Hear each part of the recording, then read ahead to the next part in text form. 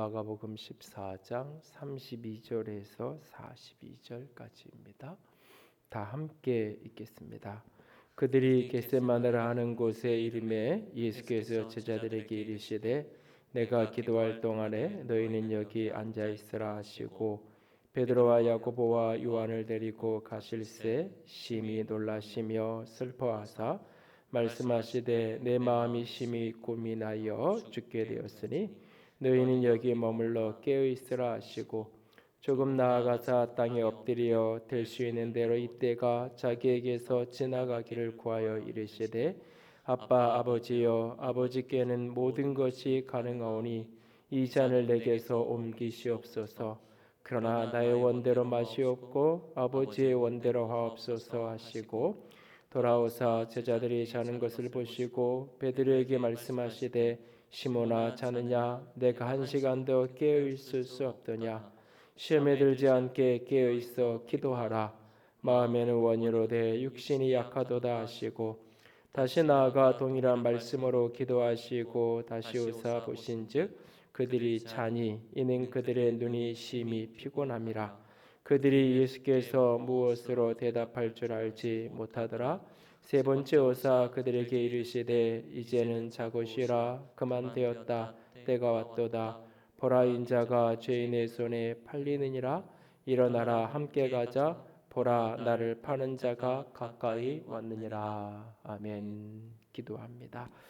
영광이 하나님, 사랑이 하나님, 이 시간 살아계신 주의 음성을 듣기 원합니다. 주께서 우리 가운데 말씀하시고 주의 생명으로 주의 사랑으로 우리를 온전히 사로잡아 주시옵소서. 연약한 종을 십자가 뒤에 가려주시고 살아계신 주님만, 생명의 주님만 온전히 드러나시거나 말씀하시는 귀하고 복된 시간 되게 하시기를 원합니다. 주의 음성 듣기만을 간절히 원하오며 우리 주님 예수님 이름으로 기도드렸습니다. 아멘. 주전자 속의 개구리에 대한 이야기를 들어보신 적이 있을 겁니다. 개구리를 갑자기 뜨거운 주전자에 물에 넣으면 튀어나오죠. 개구리의 점프력은 충분히 주전자를 튀어나올 수 있을 만큼 크기 때문입니다. 그러나 개구리를 원래 개구리에 익숙한 찬물에 적당한 온도의 물에 넣어두면 개구리는 그렇게 뛰어나오지 않습니다. 그러면서 아주 서서히 이 온도를 올려가면 개구리는 이 외부의 온도에 의해서 자기의 체온을 올려서 그걸 이렇게 유지를 하게 된다고 합니다. 그러다가 서서히 어느 순간 어느 온도를 넘어가면서 결국 개구리가 삶아져 버리고 마는 것입니다. 주전자 속에 개구리가 그렇게 기분 좋게 그냥 자기 익숙한 온도의 물 속에 있으면서 결국은 죽게 되는, 자기가 죽어가는지도 모르고 죽게 되는 그 모습을 가리켜서 주전자 속의 개구리 비유를 사용하게 됩니다. 혹시 오늘 우리의 처지가, 우리의 모습이 이와 같은 주전자 속에 있는 개구리와 같지 않은지요? 서서히 무너지고 있음에도 불구하고 무너지고 있는 줄 모르는 그 무감각과 부주의함 속에 빠져 있지는 않은지요? 우리는 얼마나 깨어서 살아가고 있는지요? 시오리 우리가 같이 생각하기 원하는 품성은 경각심입니다. 경각심의 정의를 함께 같이 읽기 원합니다. 바르게 대처할 수 있도록 주변 상황을 의식하는 것. 경각심이란 바르게 대처할 수 있도록 주변 상황에 대해서 깨어서 그것을 의식하는 것입니다. 경각심은 이 경자가 경계할 경자에 깨달을 각자를 써서 외부의 것들을 잘 깨어서 경계하는, 요즘에 이제 이게 중앙대책본부에 브리핑을 할 때마다 방심하면 안 됩니다라고 말하는 말, 그 말이 뒤집어 얘기하면 깨어 있어야 된다. 경각심을 한순간도 놓치면 안 된다 하는 이야기죠.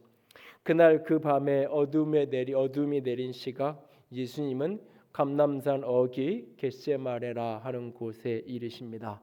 겟세마네는 올리브 기름을 짜는, 기름틀이 있는 올리브 기름 짜는 방앗간이 있는 곳이 겟세마네입니다. 그곳에서 예수님께서는 기도를 엎드리시는데 기도로 나아가시기 전에 예수님의 마음은 심히 놀라고 슬퍼하셨다라고 말합니다. 그리고 예수님이 그 마음을 제자들에게 표현합니다. 내가 마음이 심히 고민이 되어 죽게 생겼다. 너희는 내가 저기 가서 기도하는 동안 여기에 머물러서 좀 깨어 있어라 라고 예수님이 제자들에게 깨어 있어 달라고 부탁을 하게 됩니다.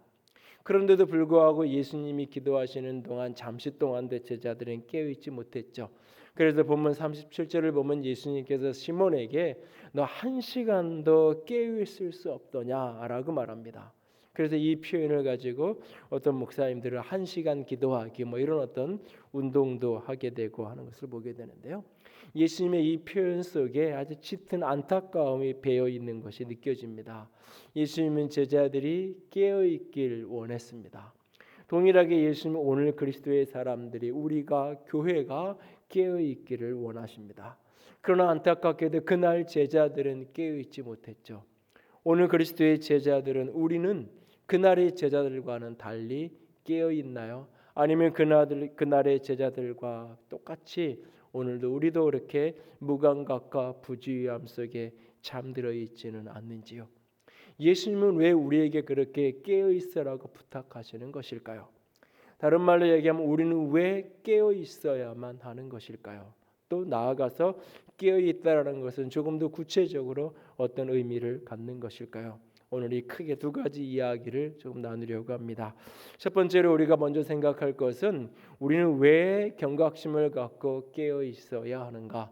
예수님은 왜 제자들에게 우리에게 깨어 있으라고 부탁하시는 것일까? 첫 번째는 시험에 들지 않기 위해서 깨어 있어야 합니다.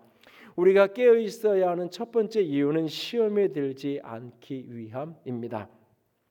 예수님은 제자들이 잠들어 있는 것을 보시면서 1시간도 깨어 있을 수 없더냐라고 안타까워하면서 뭐라고 말씀하시냐면 38절에 시험에 들지 않기 위해 깨어 있어라.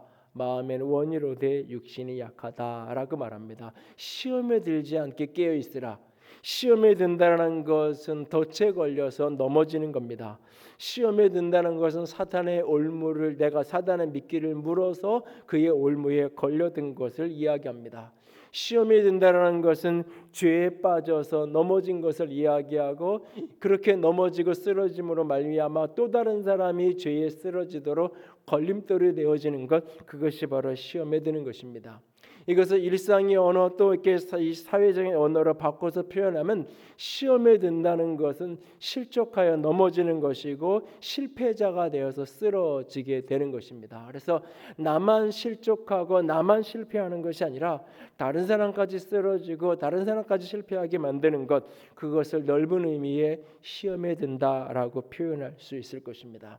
우리 주님은 우리가 시험에 들지 않기 위해서, 우리가 넘어지고 쓰러지지 않기 위해서, 우리가 실패하지 않은 인생을 살아가도록 하기 위해서 깨어 있으라고 부탁하고 있습니다. 그런데 이 깨어 있으라는 이 말씀 앞에서 우리가 기억해야 될 건 뭐냐면 누구나 다 넘어질 수 있고 누구나 다 쓰러질 수 있다는 사실이에요. 나는 넘어지지 않을 겁니다. 나는 쓰러지지 않을 겁니다. 나는 시험에 들지 않아요 라고 할 만큼 충분히 강하고 충분히 건강한 사람은 아무도 없다는 거예요. 예수님께서 시험에 들지 않기 위해 깨어 있으라고 말씀하시면서 마음에는 원이로 돼 육신이 약하다고 이야기하세요. 이것은 그냥 이렇게 하룻밤을 셀 수 없는 육체적인 연약함만을 한정적으로 이야기하는 것이 아니라 조금 더 넓은 이야기를 하는 거예요. 우리는 모두 다 시험에 들기를 원하는 사람은 없어요. 넘어지고 쓰러지기를 원하는 사람은 아무도 없어요. 실패자가 되기를 원하는 사람도 아무도 없어요. 그러나 우리는 누구나 다 넘어지고 쓰러지고 우리는 누구나 다 인생을 살아가면서 실패를 경험할 수밖에 없는 연약한 존재예요. 마음에는 원하지 않지만 그렇게 시험에 들기도 하고 넘어지기도 하고 실패하기도 할 수밖에 없는 인생이 바로 우리예요. 그런 연약함에서 우리가 넘어지지 않기 위해서, 그런 연약하게 쓰러질 수밖에 없는 존재를 정직하게 인정하고 그런 인정함 속에서 깨어있기를 끊임없이 노력해야 한다고 우리에게 말씀하고 계신 거예요. 도널드 트럼프, 영국의 보리스 존스, 그리고 브라질의 자이르 보소나루 대통령, 이 세 명의 대통령이나 수상의 정치 지도자들의 공통점이 있다면 이 세 사람이 다 코로나19에 감염된 정치 지도자예요. 이 세계적인 큰 나라의 대표적인 나라의 대통령이고 수상이지만 결국 코로나에 감염됐죠. 또 이 세 리더십의 공통적인 특성 중에 하나가 뭐냐면 권위주의적인 리더십을 행사하고 있는 그런 현대 여러 리더들 중에서 특별히 그런 리더십의 대표적인 인물들 가운데 한 사람들이 세 명의 사람들이에요. 미국의 캐나다 출신의 저널리스트인 나오미 클라이스는 권위주의 리더십과 코로나 감염에 대한 이야기를 다루면서 그는 이런 이야기를 합니다. 진실을 자신의 뜻대로 구부릴 수 있다고 생각하는 경향성이 이런 권위주의적인 리더십을 가진 사람들에게 종종 나타나고 그것이 이런 어떤 코로나19 감염의 현상으로 나타났다라고 진단을 합니다. 특히 이제 도널드 트럼프에 대한 대통령에 대한 이야기를 하면서 그는 리얼리티 쇼의 진행자로 오랫동안 했던 사람이죠. 그래서 조금 전에 뭐 이렇게 우리 헌금 찬양을 했던 영상도 있지만 여러 사람의 영상을 보내지만 제일 중요한 게 편집을 하는 거잖아요.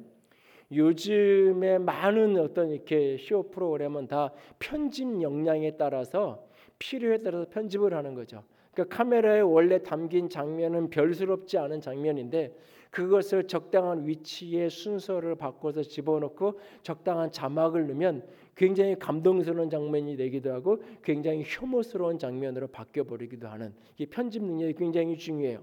버라이어티 쇼는 자기가 원하는 대로 많은 것들을 편집해서 자기가 원하는 재미와 흥미를 시청자들에게 제공하는 거예요. 그런 일을 오래 했기 때문에 사실이냐 아니냐는 것은 별로 중요하지 않아. 이 사람에게 사람들에게 얼마나 호감을 줄 수 있냐가 중요한 거예요. 그래서 그는 이 나오미 클라이스는 어떤 이야기를 하냐면 자신의 기호에 맞춰서 현실을 잘라서 붙이는 일을 오랫동안 했던 사람. 그래서 그는 팬데믹 상황에서도 처음부터도 과학자들의 증언을 무시한 채로 자기 마음대로 그것을 갖다 편집하는 이 코로나19는 감기 정도밖에 안 된다라고 하는 것이 정보가 없어서 그런 얘기를 한 것이 아니라 이미 2, 3월에 이 코로나19의 심각성을 이미 다 문서로 보고를 받았음에도 불구하고 그 보고를 외면한 채로 그 감기에 불과하다는 이야기를 했다라고 말하고 있잖아요. 이런 자료들이 지금 이미 나오고 있잖아요. 그러니까 이 경제가 우선하는 그래서 경제가 침체되면 안 되기 때문에 모든 과학적인 데이터를 무시한 채로 그것을 이렇게 편집하는 능력이 타고난 거예요. 그런데 이 바이러스는 자기 마음대로 편집이 안 되는 거죠. 그래서 대통령 토론회를 하면서도 마스크를 착용하고 나온 상대 후보에 대해서 마스크를 쓴 답답한 사람이라고 겁쟁이라고 그런 식으로 이야기를 했던 사람이 바로 다음 날 코로나에 감염되는 일이 벌어지잖아요. 그러니까 바이러스라는 것은 내가 편집한다고 편집되지 않는 마치 시험에 드는 것도 마찬가지예요. 사람들은 누구도 나 시험 들 거야라고 시험 드는 사람은 아무도 없어요. 사람들은 누군가가 시험 드는 어떤 사람을 보면 저런 걸 저렇게 하찮은 걸 가지고 사람이 뭐 이렇게 시험을 들어 집사 정도 되는 사람이 뭐 저런 걸 가지고 이렇게 시험 들었다고 저렇게 교회를 안 나오고 뭐 이렇게 저렇게 엉뚱한 소리를 하고 다니나 라고 우리는 쉽게 생각을 해요. 근데 막상 어느 날 내가 시험에 드는 자리에 덜커덕 들어버리는 경우가 우리는 종종 있잖아요. 시험에 들지 않을 만큼 충분히 강한 사람 아무도 없어요. 우리는 모두 다 시험에 들고 넘어질 수 있는 연약함을 가진 사람이에요. 오죽하면 하나님께서 바울에게조차도 육체의 가시를 주면서 하시는 말씀이 너로 하여금 시험 들지 자고하지 교만해서 넘어지지 않도록 쓰러지지 않도록 하기 위해서 내가 이것을 너에게 준 거다라고 이야기하잖아요. 바울 같은 사람도 넘어질까 위험이 있어서 넘어지지 않도록 안전장치로 하나님이 육체의 가시를 주었다라고 말씀하실 정도라면 바울 같은 사람도 시험 들고 넘어질 수 있는 사람이라면 우리야 오죽하겠어요? 우리가 왜 깨어 있어야 되는가? 시험에 들지 않기 위해서. 왜? 나도 시험 들 수 있는 우리 모두가 다 누구나 언제나 쉽게 쓰러지고 넘어질 수 있는 그래서 누군가의 걸림돌이 될 수 있고 실패할 수 있는 연약함이 있기에 우리는 시험에 들지 않기 위해 깨어 있어야 되는 겁니다. 두 번째로 우리가 시험에 깨어 있어야 되는 이유는 뭐냐면 시험에 들지 않기 위해서뿐만 아니라 사명을 이루기 위해서 우리는 깨어 있어야 합니다. 한편으로는 시험 들지 않으려고 이걸 긍정문으로 적극적인 문장 능동태로 바꾸면 사명을 이루는 자가 되기 위해서 우리는 깨어 있어야 하는 거예요. 시험에 든다는 것을 다른 말로 표현하면 사명에서 이탈되는 거예요. 사명을 결국은 잃어버리는 인생, 시험 드는 인생이 되는 거예요. 결국은 사명을 이루는 인생, 시험을 뚫고 유혹을 뚫고 자신이 주어진 사명을 성취하는 인생. 예수님은 그 밤에 깨어 있으므로 사명을 성취하며 십자가의 길을 당당히 가셨죠. 그날 1시간조차 깨어 있지 못했던 제자들은 예수님을 부인하고 쓰러지고 넘어지잖아요. 나는 죽는 데까지 예수님 따라가겠습니다라고 소리쳤던 그 결과와 패기는 온데간도 없어지고 나 예수님 모르는데 예수님 몰라요라고 3번씩이나 부인하면서 그렇게 넘어지는 제자의 모습을 우리가 만나게 됩니다.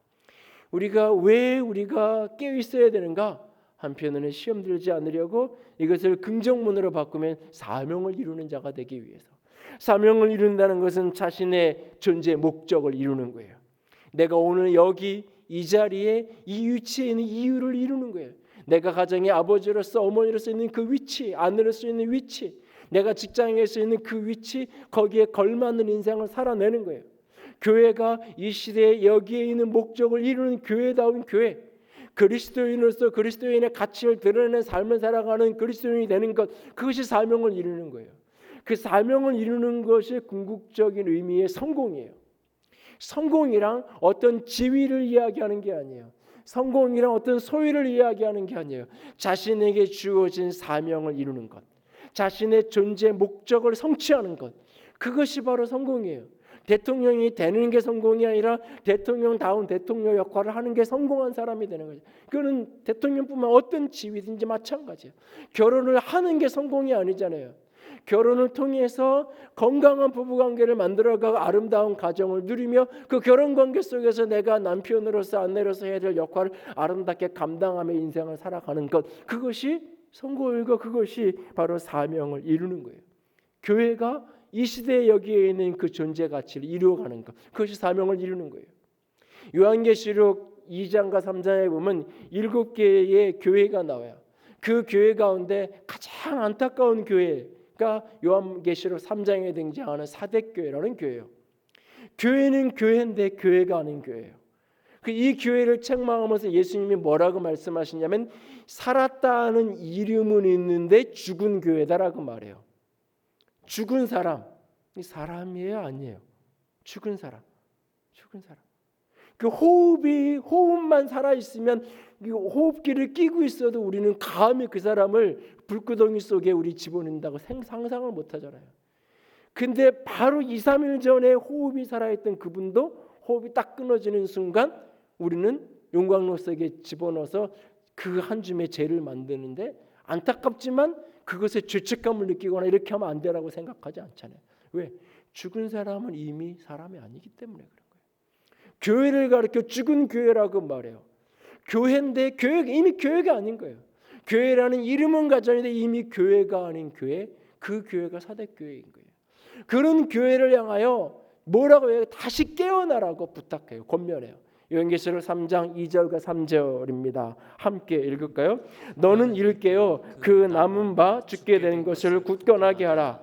내 하나님 앞에 내 행위에 온전한 것을 찾지 못하였노니 그러므로 내가 어떻게 받았으며 어떻게 들었는지 생각하고 지켜 회개하라. 만일 일깨지 아니하면 내가 도둑같이 이르리니 어느 때에 내가 이르는지 내가 알지 못하리라. 일깨지 아니하면, 너 정신 똑바로 차리고 깨어나지 않으면 어느 때에 완전히 버림받는 그런 모습이 되어질 것이다 라고 말하고 있어요. 사대라는 이 동네는 소아시아 지역 가운데서도 굉장히 화려한 도로가 5개가 이렇게 연결되는 교통의 요충지고 주변에 은과 금 광산이 있고 양모와 염색 공장들이 주변에 있는 곳이에요. 굉장히 소대교회 지역 가운데 이 번영했던 도시 가운데 하나. 그러면서도 굉장히 사치와 향락이 넘쳤던 그런 도시. 그래서 헤로도투스는 역사가는 이렇게 표현해요. 그 도시를 가리켜서 사대 사람은 느슨한 도덕 기준과 공공연한 부도덕성으로 명성을 얻었던 도시다. 그러니까 공공연한 부도덕성으로 명성을 얻을 사치하고 타락한 도시. 그런데 이 도시의 성체가 난공불락의 요새에 자리잡고 성체를 가졌던 도시예요. 이게 이제 오늘날 4대 유적지인데 이게 이제 아데미 신전이고 이게 이제 교회 터이기도 한데 원래 4대 성체는 저 맨 위에 이 산 위에 요 위쪽에 4대의 성체가 있어요. 그러니까는 이 사방이 절벽이에요. 그 한쪽 방향만 진입이 가능한 거기에 4대의 성체가 있었어요. 그러니까 사방이 절벽이니까 어느도 공격하지 못하는 거예요. 이게 한쪽 방향만 딱 막고 있으면 완벽한 보호를 받는 성체. 그래서 경계를 느슨하게 했던 한쪽만 지키고 그랬다가 결국 역사 속에서 고레스와 안티오쿠스에 의해서 아주 처참하게 짓밟히는 두 번의 역사적인 안타까운 경험을 가졌던 동네가 사대라는 도시예요. 그 도시의 정체성을 그대로 반영하기라도 하는 듯 이 사대교회는 너무너무나 번영한 풍요 속에서 방심하고 방치되어 있는 교회. 그래서 성경학자들은 이런 얘기를 해요. 사대교회는 핍박조차 받을 가치가 없는 교회. 사단이 핍박하면 오히려 정신 차리고 깨어날 위험성이 있어요. 핍박하면 안 돼요. 그대로 내버려 둬야 되는 가장 비전투적인 교회. 사단이 건들 필요가 없네. 괜히 사단이 건드렸다가 정신 차려가지고 이게 깨어있는 교회가 되면 안 되니까 그냥 내버려 둬야 되는 교회. 너무너무나 슬픈 이야기 아닌가요? 오늘 교회가 살아있다고 하지만 교회라고 하는데 이미 죽은 교회, 사대교회, 잠자는 교회. 오늘 우리 교회는 어떤가요? 그리스도인으로서 우리는 어떤가요? 우리가 깨어 있어야 되는 이유가 뭐냐? 우리의 존재 목적을 이루기 위해서, 사명을 다하기 위해서, 교회가 교회로서, 그리스도인이 그리스도인으로서 사명을 다하기 위해서 우리는 깨어 있는 자가 되어야 합니다. 예수님이 오늘 제자들에게 깨어 있으라고 부탁하시고 우리에게 깨어 있으라고 말하는 이유가 무엇인가? 깨어 있어야 시험에 들지 않으니까. 깨어 있어야 시험에 들지 않고 시험에 들지 않아야 사명을 이루니까. 시험에 든다는 것은 사명에서 이탈하는 거예요. 시험에 든 채로는 사명을 이루는 자의 인생을 살아갈 수 없어요. 주님이 오늘 우리가 사명을 이루는 인생, 온갖 시험과 유혹을 뚫고 하나님이 나를 여기에 세우신 존재 목적을 이루는 그런 그리스도의 사람이 되기 원해요. 그래서 주님은 오늘 우리에게 깨어 있으라고 부탁하고 계시는 겁니다. 오늘 저와 여러분이 우리 모두가 깨어 있는 주의 사람, 깨어 있는 교회가 될 수 있기를 원합니다. 그렇다면 좀 더 나아가서 깨어 있는다는 것은 어떤 의미인지, 우리가 능동적으로 깨어 있기 위해서는 어떻게 해야 하는지, 이 부분도 여러 이야기를 성경에서 나눌 수 있겠지만 오늘 본문 속에서만 두 가지 이야기만 나누려고 합니다. 첫 번째는 결국은 깨어 있다는 것, 깨어 있으려면 몸이 피곤할 때 기도해야 해요. 깨어 있기 원한다면 몸이 피곤할 때, 삶이 버겁고 힘겨울 때 바로 그 순간에 기도해야 합니다. 몸이 힘들면, 몸이 피곤하면, 삶의 무게에 눌리면 사람은 분별력을 잃어버려요. 쉽게 부주의하게, 무감각하게 되어버리는 경우가 종종 있어요. 오늘 보면 40절에 보면 예수님이 기도하다가 제자들에게 왔더니 제자들이 잠들어 있어요. 잠들어 있는 그 모습을 묘사하면서 오늘 40절 이렇게 말해요. 그들의 눈꺼풀이, 눈이 피곤했다라고 말해요. 눈이 피곤했다. 근데 이게 피곤했다라는 이 단어가 헬라어 원문엔 이게 무겁다라고 하는 단어예요. 그러니까 눈꺼풀이 무거워서 아무리 이렇게 뛰고 올리려고 해도 올라가지 않는 그런 상태. 세상에서 제일 무거운 게 눈꺼풀이라고 이야기하잖아요. 아무리 올려도 계속 감겨지는, 내려오는 그 눈꺼풀, 너무너무 무거운 그런 상태에서 잠들어 있는. 이건 그 육체적인 상태의 모습이지만 동시에 넓게 이야기하면 그의 삶의 모습을 그려주고 있는 거예요. 삶이 너무 무거운, 눈꺼풀이 너무 무거워서 올라가지 않는 것처럼 오늘 살아있는 게 너무 힘든, 오늘 하루를 숨쉬며 견디는 게 너무너무나 버거운 순간. 여러분, 그 밤에 예수님이 그랬어요. 심히 고민이 돼 죽게 생겼다라고 말하잖아요. 여러분, 누구한테 이렇게 말해본 적 있어요? 마음이 놀라고 슬픈 때 있죠. 너무너무 슬프고 고단할 때 있어요. 근데 친구에게, 제자에게, 동료에게 너무 고민이 돼서 죽겠다. 그냥 이렇게 습관처럼 그게 너무 힘들어 죽겠어 이게 아니라 진짜 내가 너무너무 고민이 생겨서 너무너무 죽게 생겼다. 나를 위해서 조금 깨어 있어줘라. 나를 위해서 좀 기도해줘라 라고 여러분 누군가한테 그렇게 말해본 적 있어요? 살면서 쉽게 하는 말 아니에요. 쉽게 하는 말, 할 수 있는 말도 아니에요. 그냥 습관처럼 그냥 내뱉는 말이 아니라 정색을 하면서 그 밤에 길을 가면서 몇 명의 아주 소수의 사람들에게 너무 고민이 생겨서 죽게 생겼다고 말하는 이 마음 상태, 진짜 죽게 생긴 거예요. 진짜 한 시간을 견딜 수 없는 거예요. 그 고통스러운 순간, 그 힘겨운 삶의 무게가 짓눌리는 그 순간 우리 주님은 기도하셨죠. 그 기도하셨어요. 그리고 그 기도가 그를 일으키죠. 기도 속에 그가 뭐라고 기도해서요? 본문 36절에 주님이 하셨던 기도잖아요. 같이 읽어요. 이르시되 아빠 아버지여 아버지께서 모든 것이 가능하오니 이 잔을 내게서 옮기시옵소서. 그러나 나의 원대로 마옵시고 아버지의 원대로 하시옵소서라고 기도하고 있어요. 여러분이 기도를 가만히 들여다보세요. 아버지는 모든 것이 가능하잖아요. 아빠 아버지 하나님은 모든 게 가능하잖아요. 그러니까 이 잔을 옮겨주세요. 많은 그리스도인들이 여기까지가 기도라고 생각하는 거예요. 하나님이 누구예요? 내 아빠예요. 나의 구원자예요. 나의 하나님이세요. 그분은 어떤 분이에요? 모든 것이 가능하신 분이에요. 전능하신 하나님이에요. 하나님이 원하면 이 병에서 나를 능히 살릴 수 있어요.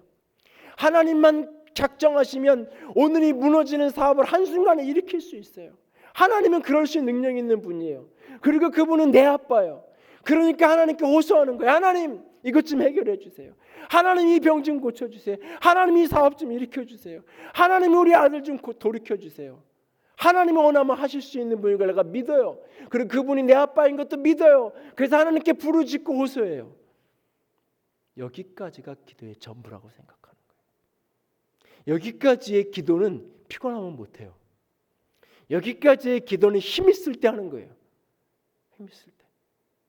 오래전에 오살리에 가서 금식기도를 한 주간 하고 내려오는데 금식기도가 끝나고 나서 방 키를 이렇게 막 넘겨주는데 그 관리하는 장로님이 그러세요. 목사님 이제 내려가셔서 식사 잘 하시고 내려가셔서 기도 열심히 하세요. 그래요. 아니 한 주간 금식기도하고 내려가는 목사한테 내려가서 기도 열심히 저 말이 뭔 뜻일까? 뭐 대묻기도 그렇고 곰곰이 생각해 보니까 금식을 하고 힘이 없으면 부르짖는 기도가 안 돼요. 소리치는 기도가 안 돼요. 그냥 깔아져 있는 거예요. 눈 뜨면 하나님 생각이 나야 되는데 눈 뜨면 김치가 오가고 눈 뜨면 다른 게 오가요. 진짜 부르짖는 기도는 체력이 되어야 돼요. 그래서 누군가는 기도를 노동이라고까지 말하는 거예요. 육체가 힘들고 피곤하면 부르짖는 기도가 불가능해요, 사실은. 예수님이 그날 우리는 보통 돌 위에 이렇게 해서 하늘을 쳐다본 걸로 생각하지만 어떻게 기도했어요? 땅에 엎어져서 땅바닥에 얼굴을 대고 하늘을 쳐다볼 기력도 없는 거예요. 그냥 그렇게 주저앉아 있는 거예요. 그 엎드려서 신음하듯이 기도해요. 아빠, 모든 게 가능하시잖아요. 이 잔을 좀 옮겨주세요. 이 시간을 좀 지나가게 해주세요. 그런데 내 원대로 마시고 아버지의 원대로 하세요. 그리고 기도 속에서 아버지의 뜻이 깨달아지는 거예요. 아버지의 마음이 알아지는 거예요. 이 십자가를 통한 하나님의 구원의 비전이 다시 다가오는 거예요. 나에겐 너무나 버거운 짐은 여전한데 이 짐은 옮겨지지 않았는데 이 짐을 지우시는 이유가 깨달아지는 거예요. 아버지의 뜻이 아버지의 마음이 받아들여지는 거예요. 그래서 진정한 기도는 아버지 앞에 그렇게 부복하여 엎드리는 거예요. 부르짖음으로 시작해서 부복하여 엎드림으로 일어나지는 것, 그것이 바로 기도예요. 몸이 피곤하고 삶이 버겁고 그래서 부르짖어 기도할 기력조차 없는 그 순간, 기도조차 나오지 않는 그 순간 기도해야 돼요. 무슨 기도? 엎드려져서 아버지의 마음이 품어지도록, 아버지의 뜻이 깨달아지도록, 내 영이 더 맑아져서 하나님의 마음이 내 마음으로 품어지도록. 그래서 일어나 가자, 나를 잡으러 오는 자가, 나를 파는 자가 저기 오고 있다, 일어나 가자라고 말할 수 있는 주의 말씀에 순종하는 능력이 부어지는, 그 기도의 자리에서 이게 부어지는 거예요. 깨어있다는 것은 삶이 무겁고 힘들 때, 몸이 피곤하고 버거운 그 순간에 바로 기도하는 거예요. 그 기도는 부르짖는 기도이기보다는 엎드려져 있는 기도예요. 하나님의 마음이 내 마음으로 덮여지기를 구하는 기도. 그 기도가 바로 깨어있는 기도예요. 깨어있음, 그러고 난 다음에 오늘도 피곤할 때, 버거울 때 기도해야 돼요. 두 번째는 깨어있다는 것은 마음이 불안할 때 감사로 깨어있어야 돼요. 깨어 감사하는 것, 그것이 바로 하나님을 향하여 깨어있는 하나의 모습이에요. 오늘 누가복음 22장 병행 본문에 가면 예수님이 기도하다 오셨을 때, 오늘 마가복음하고 마태복음은 제자들이 피곤해서 잠들었다고 기록하고 있어요. 그런데 그 피곤한 그 모습, 전 내면에 어떤 상태였는지를 누가복음은 가르쳐줘요. 누가복음은 이렇게 묘사를 해요. 기도 후에 일어나 제자들에 가보니까 제자들이 누가복음 22장 45절은 피곤해서 잠든 게 아니라 슬픔을 인하여 잠들었다라고 말해요. 제자들이 지금 슬퍼서 잠들어 있어요. 슬퍼서. 여러분, 우리가 이렇게 이 샘터 모임이나 이런 걸 하다 보면, 이 샘터장들이 이렇게 샘터 모임 리더를 이렇게 하다 보면, 이 자기도 막 자기 힘든 거 막 이야기하고 막 얘기하고 싶은데 꼭 참고 때로는 다른 사람 이야기를 충분히 들어야 돼요. 좋은 샘터장은 남의 얘기를 잘 들어주는 사실 샘터장이에요. 간혹 이 샘터를 좀 이렇게 바꿔주면 좋겠다라고 건의가 올라올 때가 있는데, 그럴 때 보면 대부분 어떤 모습이냐면 샘터장이 자기 얘기를 들어주는 것보다는 모임 때 자꾸 자기 이야기만 많이 하는 거예요. 자기 얘기만 많이 하니까 나도 좀 이야기하고 싶은데 맨날 모이면 샘터장 이야기를 들어줘야 되는 입장이 너무 많은 거예요. 그럴 때 나도 좀 이야기하고 싶어요. 그래서 나도 좀 그럴 수 있는 샘터로 가고 싶어. 이런 이야기를 간혹 들을 때가 있어요. 근데 남의 힘든 이야기 이렇게 듣다 보면 듣는 것만 가지고도 힘들어요. 그래서 샘터장을 이렇게 처음 하고 이러신 분들은, 그러니까 나는 그냥 시키기만 했는데 샘터 끝나고 나면 굉장히 피곤해. 나는 오늘은 말도 별로 안 하고 그냥 몇 번 하세요, 누가 이러기만 해, 진행만 한 것 같은데 몸이 힘들고 어려울 때가 있어요. 왜? 때로는 좋은 이야기, 행복한 이야기, 잘된 이야기를 들을 때 괜찮은데 힘들고 어려운 이야기, 고민스러운 이야기를 자꾸 듣다 보면 이게 내 마음이 힘들어져요. 그래서 상담은 이걸 분리해낼 수 있는 어떤 특별한 훈련이 되지 않은 사람은 상담을 함부로 하면 안 돼요. 상담하면서 내가 오히려 더 그 사람의 짐의 무게에 눌려가지고 어려워지니까. 여러분, 예수님이 이런 말을 하시던 분이 아니잖아요. 얼굴 표정이 슬프고 놀라고 내 마음이 고민이 되고 죽게 생겼다, 여기서 좀 깨어서 기도해라, 그 이야기를 들을 때 기도해야지 이런 열정이 나면 좋겠지만 때로는 그렇지 않아요.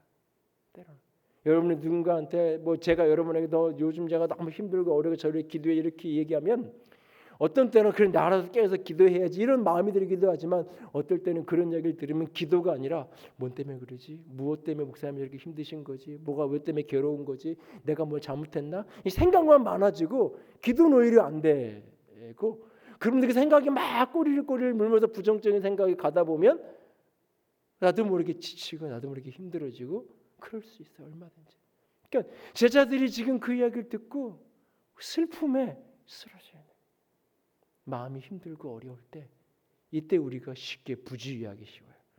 쉽게 경솔하게 행동하기 쉬워요. 그럴 때 깨어있기 위해서 감사를 찾는 거예요. 깨어 감사할 수 있어야 돼요. 골로새서 4장 2절에 이렇게 말하잖아요. 기도를 계속하고 기도에 감사함으로 깨어있으라. 기도에 감사함으로 깨어있을 것을 우리에게 부탁하고 있어요. 깨어있다는 것은 감사하는 거예요. 하나님께 내가 마음이 상할 때가 있어요.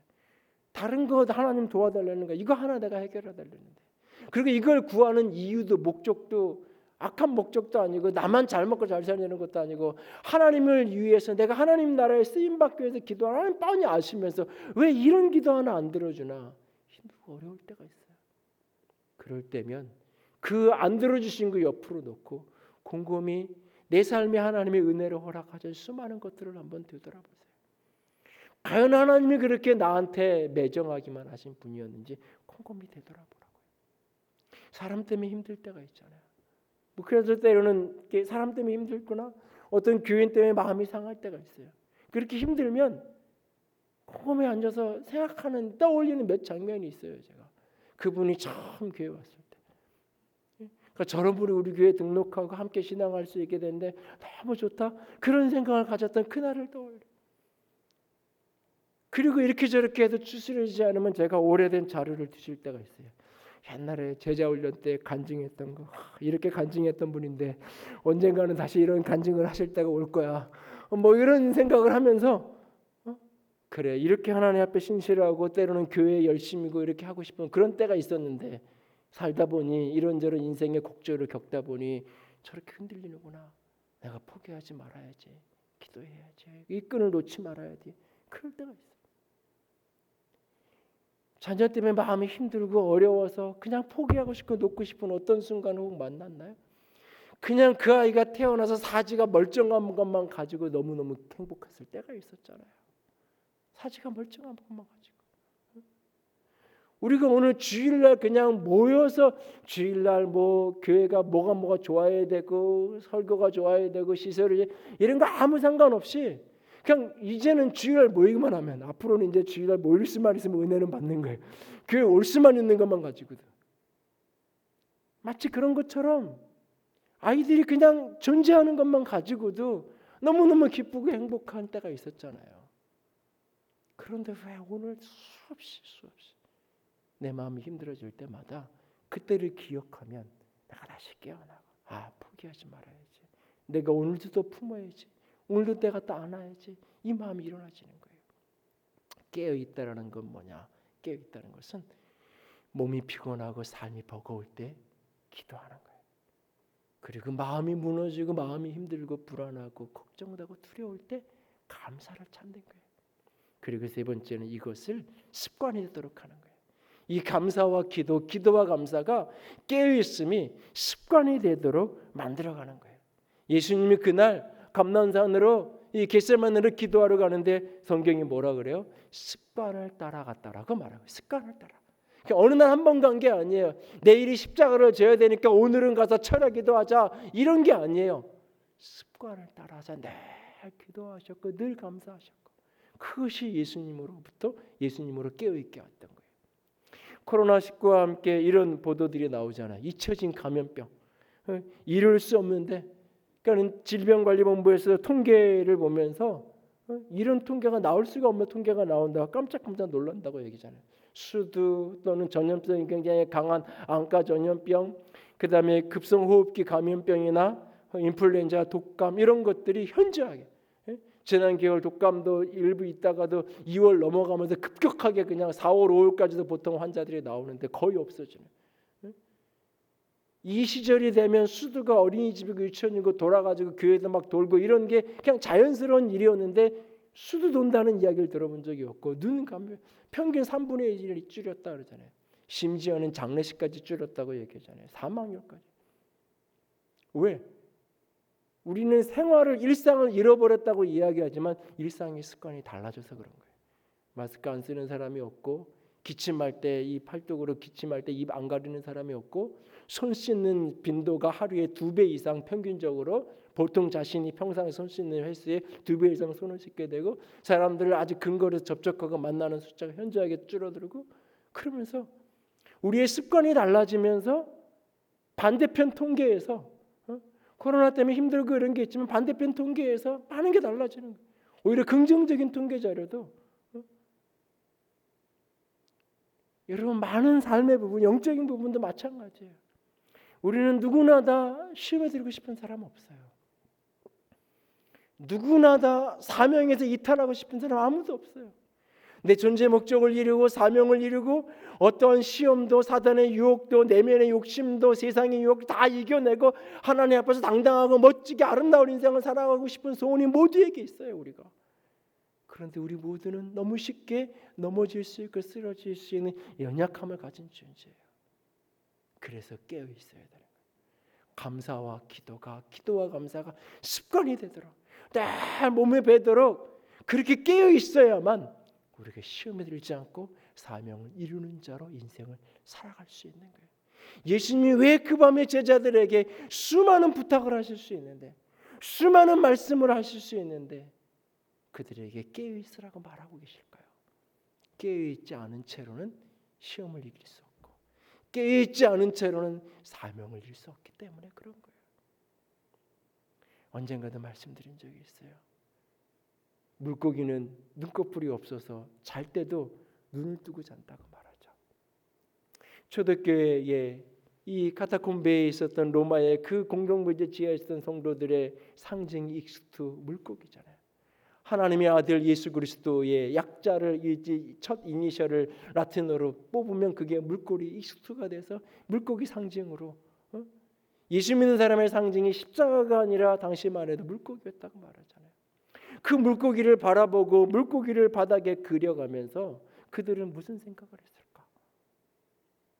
혹 이런 건 아니었을까요? 예수님이 나의 주, 나의 하나님, 나의 그리스도라는 신앙 고백과 더불어서 그렇게 물고기가 잘 때조차도 깨어 있었던 것처럼 눈뜨고 있었던 것처럼 내가 깨어서 세상의 어떤 유혹 속에서도 어떤 시련 속에서도 환난 속에서도 하나님 앞에 온전히 사명을 다하기 원하는 그런 소원함 속에 깨어있기 원하는 그 열정 속에 물고기를 그렸던 것은 혹 아니었을까요? 오늘 저와 여러분이 시험 들지 않게 위에 깨어 감사하며 기도할 수 있기 원합니다. 사명을 이루기 위해 깨어 기도하고 감사할 수 있기 원합니다. 깨어있음이 일상의 습관이 되도록 늘 기도하고 늘 감사할 줄 아는 저와 여러분이 될 수 있기를 주님의 이름으로 부탁을 드립니다. 함께 찬양합시다.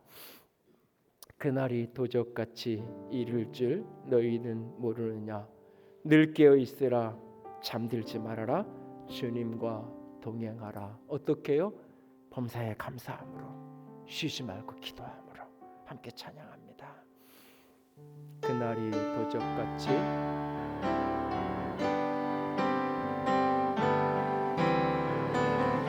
그날이 도적같이 이를 줄 너희는 모르느냐. 늘 깨어 있으라. 늘 깨어 있으라. 잠들지 말아라. 주님과 동행하라. 어떻게 그럴 수 있을까요? 항상 기뻐하고 쉬지 말고 기도하라. 쉬지 말고 기도하라. 범사에 감사하라. 이는 예수 안에서 너희에게 향하신 하나님 뜻이니라. 평강의 하나님이 너희를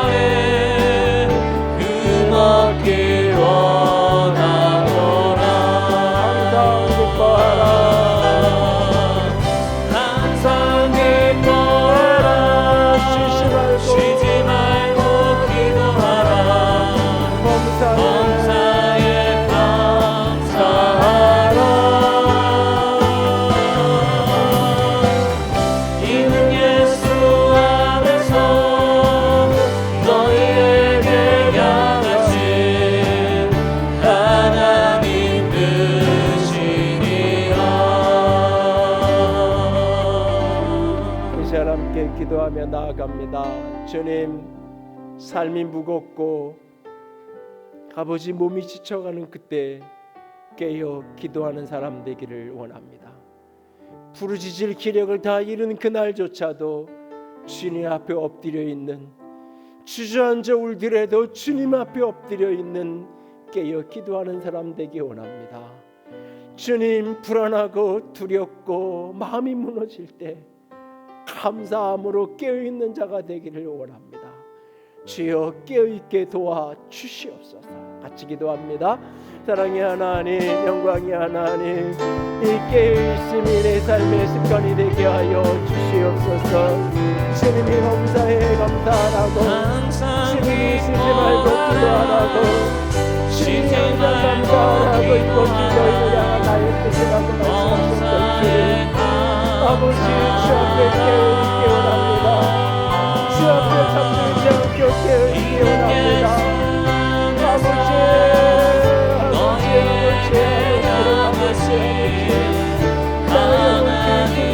깨어있도록 주님의 영혼을 날마다 새롭게 하여 주시옵소서. 주님, 그래 내 영혼을 내 마음을 주시네. 아버지, 깨어있는 주의 사람 되겠습니다. 깨어 일어나라, 깨어 일어나라, 깨어 일어나라. 너희가 일으키지 않으라고 너희가 인간으로 깨어있지 주셨느냐. 쉬지 않게 깨어있으랍니다. 깨어 기도 감사함으로 사명을 이루는 자가 되기 원합니다. 주님, 우리를 주시옵소서. 깨어 사명을 이루라 아름다운 사람 되게 하여 주시옵소서.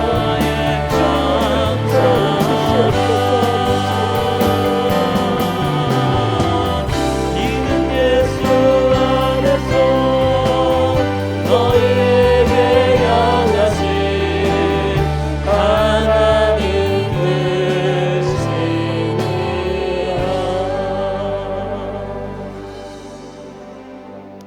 주님, 그날이 도적같이 우리에게 이를 것입니다.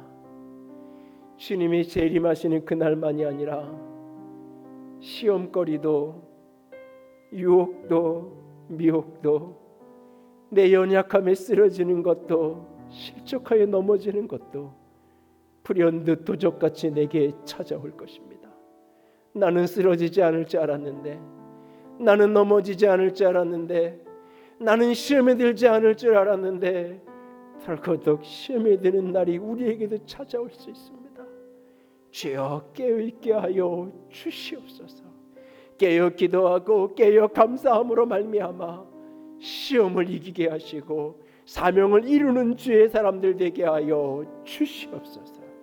깨어있음이 일상의 습관이 될 수 있도록 주여 우리를 붙들어 주시옵소서. 주님 사랑합니다. 주의 이름으로 축복합니다. 우리 주님 예수님 이름으로 기도드렸습니다. 아멘. 이제는 우리 주 예수 그리스도의 은혜와 하나님 아버지의 놀라우신 사랑하심과 성령 하나님의 교통하시며 기름 부으시는 그 은혜가 오늘도 깨어 기도하고 감사함으로 시험에 들지 않고 사명을 이루는 인생 살아가기를 작정하는 모든 이들 위해 이제로부터 영원토록 함께 있을지어다. 아멘.